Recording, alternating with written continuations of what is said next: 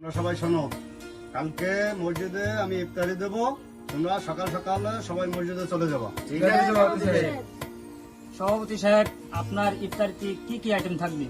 ইফতারিতে যত প্রকার আইটেম থাকে আমার ইফতারিতে সব প্রকার আইটেম। এবার ইফতারিতে 5 লক্ষ টাকা বাজেট। আমি ইফতারি দেব, কয়েক গ্রামের লোক যদি না জানে তাহলে কি হয়? তা সভাপতি সাহেব, কয়টা গরু বাজেট আছে? 4টা গরু বাজেট। এবার ও, 4টা গরু? তাহলে তো ভালোই খাওয়া হবে। সভাপতি ইফতারি আজ সেহরি তো কম খেতে হবে। কাল তাড়াতাড়ি যেতে হবে, অনেকদিন এরকম খাবার খাই না। আমাদের সভাপতির ইফতারিতে 2-4 গ্রামের লোক আসবে। চলো আমরা সবাই নামাজে যাই। চলো চলেন। ইফতারের সব আইটেম ঠিক আছে? এলাকার লোকজন সবাইকে কি দাওয়াত ঠিক মতো দেওয়া হয়েছে? সভাপতি সাহেব, এলাকার সবাইকে দাওয়াত দেওয়া হয়ে গেছে, আমার চিন্তার কোনো কারণ নেই। সভাপতি সাহেব, মসজিদে তো কেউই আসি নাই। কি বলিস? ইমাম সাহেবকে ডাক দে তো। সভাপতি সাহেব, ইমাম তো মসজিদে নাই। ইমাম সাহেব মসজিদে নেই কেন? ওই যে এখন আসতেছে, ওনার কাছে বার্তা না দেন নাই কেন? ভাই এত বড় আয়োজন ইফতারের, তো মসজিদে লোকজন নেই কেন? আপনার ইফতারিতে লোক একজন আসবে না।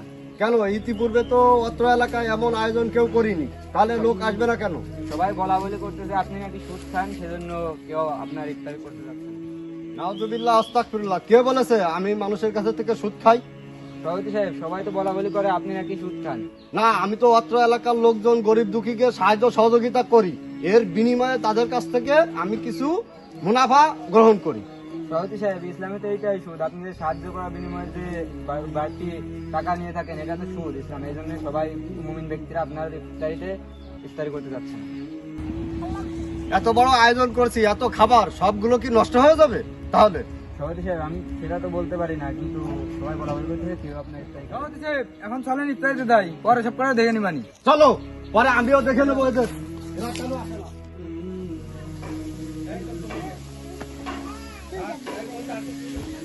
আর আপনারা সবাই শোনেন, আপনারা যে সবাই সভাপতি ইফতারিতে যান নাই, তিনি তো রেখে গেছেন, তিনি বলছেন আপনাদের পরে দেখে নেবে।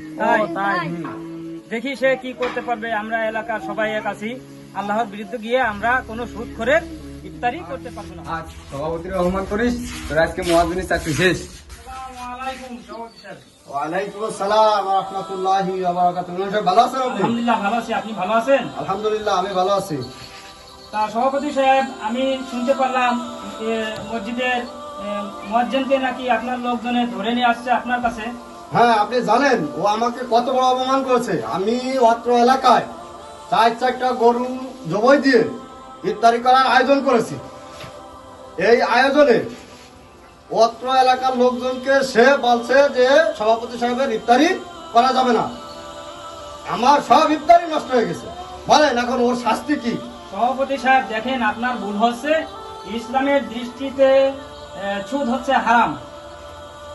আর যে ব্যক্তি সুদ দেয় আর যে ব্যক্তি সুদ নেয়, সাথে যে ব্যক্তি সাক্ষী হিসাবে থাকে, এদের 3 জনেরই সমান অপরাধ। সুদের সর্বনিম্ন শাস্তি হচ্ছে নিজের মায়ের সাথে জেনা করা। ইমাম সাহেব, আমি তো ভুল করছি। সুদ আসলে খাওয়া ঠিক না। আমি তো ভুল ক্রমে এই জিনিসগুলো করেছি। আমি যেহেতু ভুল করেছি, আমি সবাইকে বলবো যে এর থেকে সবাই বিরত থাকুক।